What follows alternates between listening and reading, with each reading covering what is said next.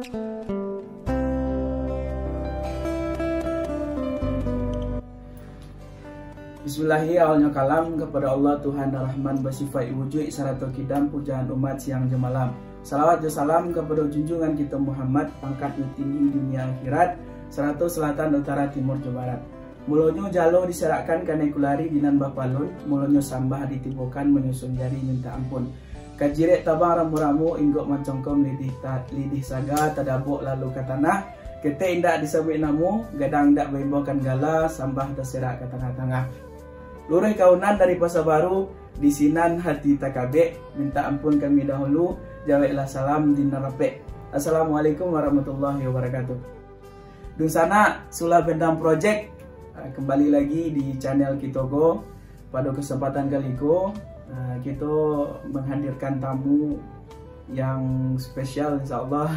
Jadi kesempatan kali ini banyak hal sebenarnya yang ingin kita kupas dengan beliau, yang ingin kita bahas, yang ingin kita diskusikan, dan tentunya sebelum kita mulai seperti biasa di sana kita perkenalkan dulu adik aku kepada kawan-kawan. Mungkin itu Kia, silakan. Semuanya terima kasih Bang. Ya.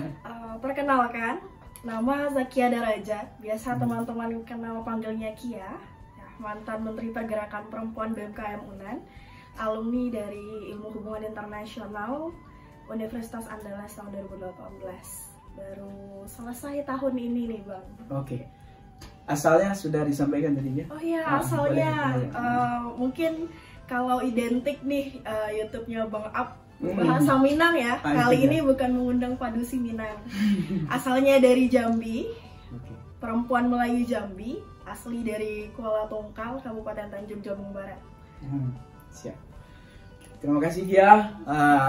Itu di sana mungkin sana akan mencari video kali ini akan sedikit berbeda karena ada kolaborasi antara bahasa Minang dengan bahasa Indonesia. Gak masalah.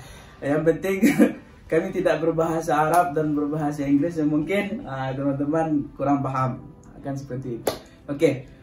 Tanpa berlama nih Kia, sebenarnya kita juga sudah taikui bahasa Minang, bahasa Indonesia, sana. Sorry ya, maaf mana.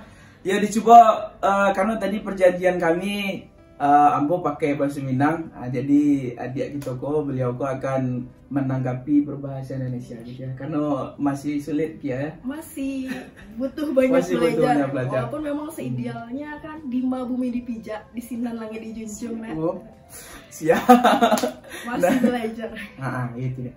Itu ya sana, yo bukan berarti kita di channel yang menjurus ke Minang yo kita harus menghadirkan orang-orang yang berasal dari Minang saja, karena yo alam takambang jadi guru itu seluas itu pemahamannya gitu ya. Jadi kita belajar juga dari kawan-kawan kita yang di luaran dari Minang. Mungkin seperti itu di sana.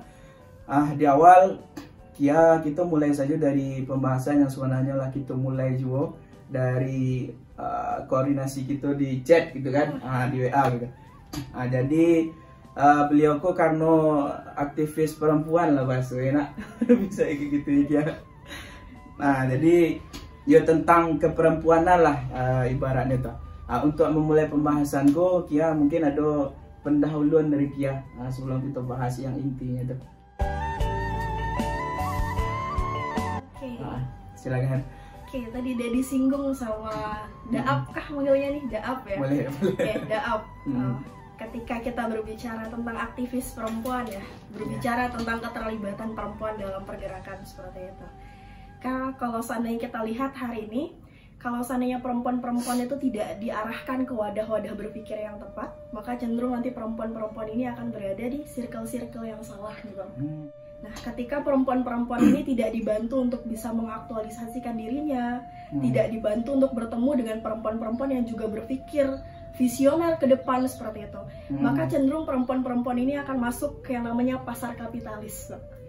Nah, jadi pasar kapitalis ini cenderung membuat perempuan-perempuan hari ini berlomba-lomba bagaimana kemudian harus mengikuti sebuah standar kecantikan namanya Bang. Jadi yang cantik itu yang bening, yang cantik itu yang putih, yang cantik itu yang tingginya semampai. Nah, ini pentingnya perempuan untuk kemudian terlibat aktif dalam pergerakan. perempuan kemudian disatukan dalam sebuah forum-forum keperempuanan supaya dia bisa berdinamika, bisa berdiskusi, bisa kemudian merumuskan solusi-solusi dari permasalahan perempuan yang ada seperti itu, Bang. Nah, mungkin ini dulu lah kita spill kenapa pentingnya perempuan menjadi aktivis, kenapa perempuan penting untuk terlibat aktif dalam pergerakan seperti itu. Nah, kalau kita berbicara tentang perempuan, hashtag yang sering kali kita angkatkan itu perempuan itu arsiteknya peradaban seperti itu, Bang. Nggak konsisten ya, tadi manggilnya ada, sekarang manggilnya Bang. Silakan. Kini itu dulu deh Bang pengantarnya. Oke. Pengantar yang luar biasa Kia, mantap bana sana. Jadi kalau di Minang memang banyak bana penjagaan yang diberikan kepada padisi Minang Kia. Mungkin Kia juga alah menangga, alah membaca mungkin kan kayak gitu dari tokoh-tokoh Minang juga, padisi Minang. Jadi ada namanya alu tata ruang patah tidur sama itu pijak tidak mati gitu kan. Jadi ya dari sosok adik itu kan sana mungkin Allah ada bagiannya dari situ dan juga bersih-bersih yang lain gitu kan yang lah kita temui. Jadi di situ tuh diartian bahwasanya Kia padusi Minang tuh dia harus tegas dan juga harus lembut gitu kan. Cara mengkolaborasikan ikobah gitu. Karena Sarpo yang Kia sampaikan tadi, kalau untuk menjadi ya ada arsitek peradaban lah macam-macam, apa di sini tidak hanyut dengan yang namanya tadi kecantikan apa tadi namanya standar kecantikan. Ada tanggapan terkait itu ya? Menarik ya Bang Ab ya, ketika disenggol tentang padusi Minang pertama kali menginjakkan kaki di ranah Minang ini terkagum-kagum dengan Bunda Kandung. Salah satunya ketika ada cerita tentang pahlawan Minang yang terkenal itu Ibunda Rahma Eliunusiah. Kita tahu bagaimana pergerakan beliau. Ternyata memang beliau menggambarkan seorang perempuan itu ketika bergerak, dia tidak butuh isme-isme lainnya. Dia bisa berangkat dari nafas juang agamanya seperti itu, Bang. Jadi dikatakan ketika perempuan itu ikut terlibat aktif dalam pergerakan, perempuan itu sadar bagaimana fitrahnya sebagai seorang perempuan. Ini yang luar biasa ketika membaca bagaimana pergerakan Ibunda Rahma Eliunusiah, bagaimana kemudian beliau saat itu dikatakan melawan adat seperti itu Bang. Karena dikatakan di dalam bukunya Perempuan yang Mendahului Zaman, dikatakan saat itu ternyata kondisi masyarakat Minang terdahulu itu tidak mengizinkan padusi-padusi Minang itu untuk pergi belajar seperti itu, untuk pergi ke sekolah. Yang boleh mendapatkan pendidikan saat itu hanya anak laki-laki saja seperti itu. Sampai tertoreh indah di dalam buku Ibunda Rahma Eliunusiah itu dikatakan di sana bahwasanya perempuan itu adalah tiang negara. Lantas di mana akan berdiri negara jika tiangnya rapuh seperti itu? Itu Ibunda Rahma Eliunusiah, seorang padusi dari Minang seperti itu, yang memberitahu bahwasanya pendidikan untuk kaum perempuan itu sangat penting dan ditegaskan oleh Rahma Eliunusiah saat itu di dalam bukunya. Ketika ditanyakan oleh abangnya, bapaknya, bahkan ditanyakan oleh guru-gurunya, kenapa kamu bersemangat untuk kemudian mendirikan perguruan bagi perempuan seperti itu? Karena beliau mengatakan kalau seandainya perempuan itu dicerdaskan, maka dia akan menjadi seorang perempuan yang taat seperti itu. Ketika perempuan dicerdaskan, maka dia akan menjadi ibu yang baik untuk anak-anaknya, dan dia akan menjadi istri terbaik untuk suami-suaminya seperti itu. Bahkan seperti itu Ibunda Rahma Eliunusiah mengatakan. Dan kalau kita lihat bagaimana dari pergerakan padusi Minang ini, dari pergerakan yang dilakukan oleh Ibunda Rahma Eliunusiah ini, jelas bahwasanya ini menyelisihi bagaimana pergerakan-pergerakan perempuan yang ada di barat sendiri seperti itu Bang. Ternyata tidak jauh-jauh dari fitrahnya perempuan, tidak jauh bagaimana agama mengatur perempuan, dan ternyata sesuai dengan apa yang Rasulullah sampaikan bahwasanya perempuan itu adalah madrasah dan perempuan itu harus dicerdaskan. Sesederhananya bagaimana seorang pendidik kalau dia tidak terdidik seperti itu Bang. Nah, jadi semangat juang yang hari ini juga ada di diri Kia pribadi, ini juga salah satunya berasal dari membaca buku pergerakan dari padusi-padusi Minang sendiri Bang. Jadi luar biasa, ranah Minang tidak hanya menyediakan Universitas Andalas sebagai tempat belajar, tapi benar-benar tempat untuk bisa mengembangkan diri, bahkan memahami bagaimana menjadi seorang perempuan seperti itu. Ini tuh Bang. Siap. Yuk, mantap Anda pembahasan aja gitu go sana. Jadi ya tentang yang namanya padusi kadang dikaitkan dengan yang namanya ribet ya, karena memang di Minang pun kalau untuk mungkin sana menengah kan, sana Sulawesi Bendang pernahnya mencari YouTube-nya Yusdato Prapatia dan banyak yang lain. Jadi disampaikan tentang padusi itu memang acok kali diberikan pesan-pesan gitu kan, dan pembahasannya itu tidak cukup sejam 2 jam gitu ya, saking ya banyaknya yang harus dijago dari padusi kok. Menurut Kia, apakah itu karena kekurangannya atau mungkin itu adalah sebuah kelebihan untuk yang namanya padusi kok? Silakan Kia. Nah, ini yang menurut Kia pribadi ini sebenarnya jadi keistimewaan perempuan. Apapun yang berharga pasti harus dijaga. Itu kan ya Bang ya. Iya. Dan termasuk perempuan ini sendiri, bagaimana kemudian kalau kita berbicara tentang Islam sudah memuliakan kaum perempuan seperti itu. Bahkan kalau kita baca bagaimana Islam menjaga perempuan, kalau seandainya dia menjadi anak, maka dia menjadi potensi amal jariah untuk kedua orang tuanya. Ketika dia menjadi istri, maka dia menjadi penyempurna dari separuh agama suaminya seperti itu. Dan kalau dia menjadi seorang ibu, maka syurga tadi diletakkan di bawah telapak kakinya seperti itu. Jadi ini kenapa yang berharga tadi harus dijaga. Bahkan kalau kita melihat bagaimana harta-harta dunia saja, brilian, atau kemudian kita lihat ada intan, ada permata, ada emas, bagaimana penjagaannya seperti itu. Dan seperti itu juga seorang perempuan. Jadi segala bentuk penjagaannya itu bukan untuk mendiskriminasi perempuan, bukan untuk kemudian memukul mundur kaum perempuan, tapi seideal-idealnya penjagaan seperti itu. Ya kalau seandainya perempuan tadi tidak dijaga, maka dia akan hancur, maka dia akan rusak seperti itu. Apalagi kalau pernah mendengar satu kalimat bijaksana yang mengatakan, ya perempuan itu kalau tidak kemudian berhati-hati dengan perasaannya, maka dia akan hancur dan porak-poranda karena perasaannya. Walaupun nanti ada beberapa yang mengatakan perempuan itu kompleks, ribet seperti itu. Ya tapi lagi-lagi adanya penjagaan terhadap perempuan itu ya memang dikhususkan untuk memberikan kehormatan bagi kaum perempuan itu sendiri. Nah, kalau sudah perempuan rusak, ya maka tatanan masyarakat akan rusak. Ya kalau kita jauh-jauh berbicara soal masa depan bangsa, maka yang pertama kali harus dijaga adalah para perempuannya. Karena kalau sudah perempuan itu rusak, maka yang akan dia rusak ada dua. Yang pertama anak-anaknya, yang satu suaminya seperti itu. Secara konteks lebih luas akan rusak semuanya kalau perempuannya sudah rusak.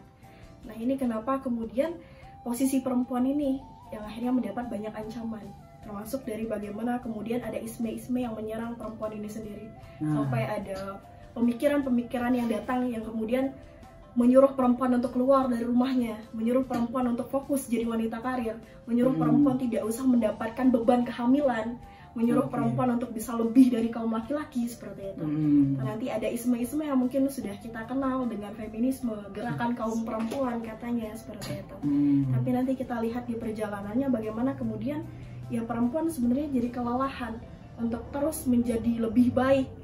Lebih baiknya bukan lebih baik dari dirinya sendiri, tapi bagaimana kemudian menyingkirkan kaum laki-laki. Makanya nanti ada motonya woman lead, ada kebebasan atas otoritas tubuh perempuan seperti itu. Nah, jadi ini nih dan bahkan ayat Al-Quran yang berbicara tentang ar-rijalu qawwamuna 'alan nisa ini menjadi goncangan serius untuk kaum feminis seperti itu, karena dianggap bagaimana perempuan disuruh taat pada suaminya seperti itu. Bagaimana kemudian Islam berbicara tentang pemimpin kaum perempuan itu adalah kaum laki-laki seperti itu.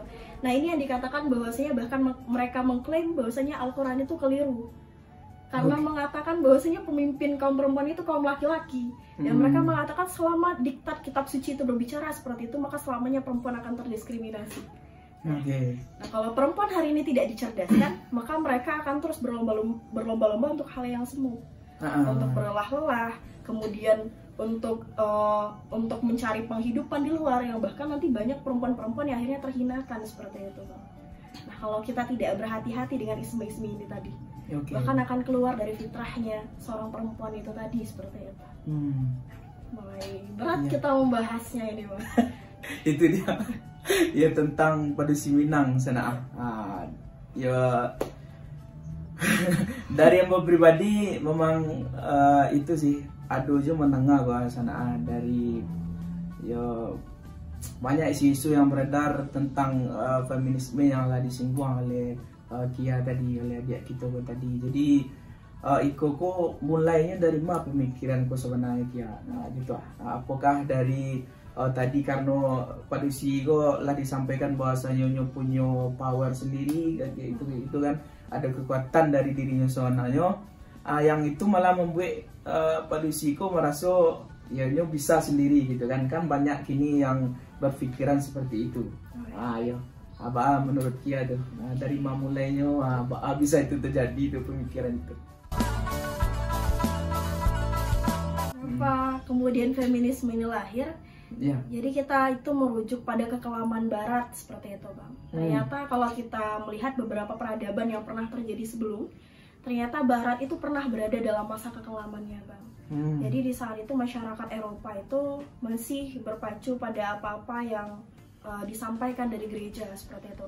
Sampai dikatakan bahwasanya titah-titah dari pendeta itu adalah titah-titahnya dewa seperti itu. Doktrin-doktrin kitab suci kalau kita dengar di dalam Al-Quran ada cerita Adam dan Hawa, ternyata sama di kitab suci. Masyarakat dengan mayoritas agama Nasrani di Eropa saat itu juga berbicara tentang Adam dan Hawa. Tapi Hawa di sana dikategorikan sebagai seorang perempuan penggoda seperti itu. Jadi kenapa seorang laki-laki itu bisa terusir dari kenikmatan surga? Kenapa laki-laki itu akhirnya mendapatkan kehinaan? Kenapa Tuhan mengusir laki-laki dari tempat yang paling nyaman? Itu disebabkan karena perempuan seperti itu. Dan doktrin ini ternyata hidup dan berkembang di tengah masyarakat Eropa. Bagaimana kemudian masyarakat saat itu menisbatkan perempuan ini adalah jelmaannya iblis. Perempuan dinisbatkan sebagai jelmaan iblis. Jadi saat itu perempuan tidak diperkenankan untuk menjadi makhluk-makhluk yang cerdas. Tidak ada hak untuk perempuan mendapatkan pendidikan. Tidak ada kesempatan perempuan untuk boleh duduk di kursi perpolitikan. Bahkan perempuan-perempuan yang tidak taat pada suaminya akan dihadapkan pada sebuah hukum gereja yang namanya hukum inkuisisi. Kita berbicara soal sejarah. Kita tidak kemudian menyudutkan satu golongan agama seperti itu. Tapi sejarah dan fakta sejarah mengemukakan hal yang seperti itu. Ternyata dahulu kekelaman barat, pada masa masyarakat Eropa saat itu hukum inkuisisi ini hidup. Dan ini menghukumi para perempuan-perempuan yang dianggap pembangkang. Jadi kalau ada wabah nih Bang dalam satu wilayah saat itu, ada perempuan yang menemukan obatnya, perempuan ini bisa kemudian dihukumi hukum inkuisisi. Hukumannya tidak main-main, perempuan itu dibelah dan digergaji dari kepala, dari ubun-ubunnya sampai ke bawah seperti itu, digergaji dibelah dua tubuhnya. Untuk menampakkan ke masyarakat bahwasanya perempuan itu tidak boleh bicara. Atau nanti kalau ada satu perempuan dianggap mengemukakan ide di tengah masyarakat, maka dia dianggap penyihir seperti itu. Dari mana kita membuktikan sejarah barat begitu kelam? Kalau kita suka nonton film-film barat, ada film-film tentang penyihir, semua penyihir-penyihir jahat itu pasti perempuan. Nah, semua penyihir-penyihir jahat itu pasti perempuan. Dan ini sejarah menguak sebuah fakta bahwasanya peradaban barat itu sebegitu kelamnya. Dan dari mana tadi ditanyakan, dari mana feminisme itu bisa bangkit? Dari sejarah kekelaman barat tadi, yang membuat perempuan-perempuan merasa terdiskriminasi, perempuan merasa tidak ada hak-haknya, perempuan merasa harus ada perlawanan untuk bisa keluar dari penjajahan seperti itu.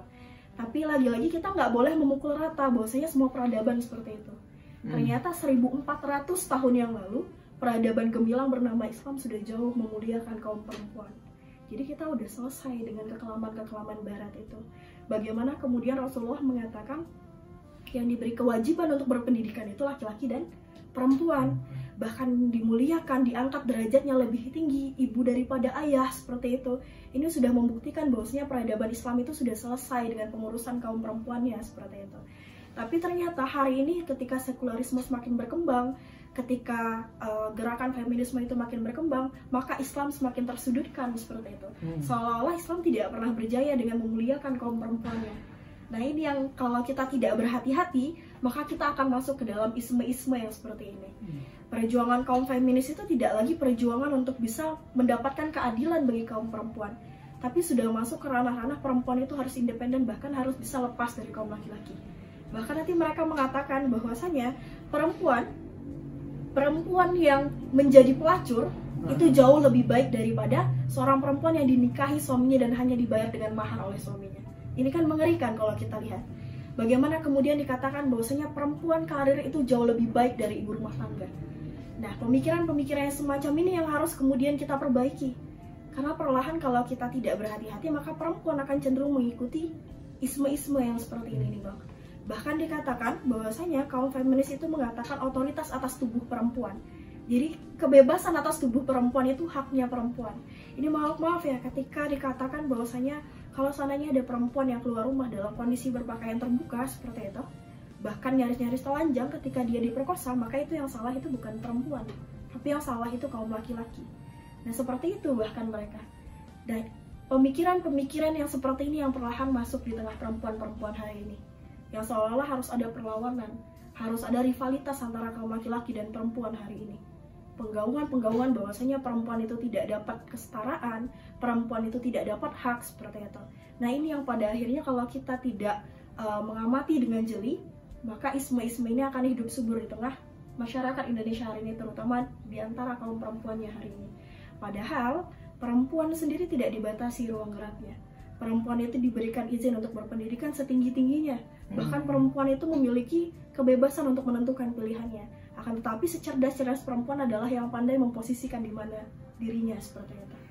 Dan termasuk perihal ketahanan keluarga, ini yang menjadi serangan paling akut kaum feminis. Mereka menganggap membangun satu entitas keluarga itu menyulitkan kaum perempuan. Perempuan dianggap harus ada di ranah domestik, kalau tidak maka akan jadi istri yang durhaka. Perempuan itu harus menanggung beban kehamilan seperti itu, beban melahirkan dan menyusui seperti itu. Sementara kaum laki-laki tidak memikirkan hal yang seperti ini. Dan ini yang kemudian mengompori perempuan-perempuan muda hari ini. Makanya hari ini cenderung perempuan-perempuan takut menikah.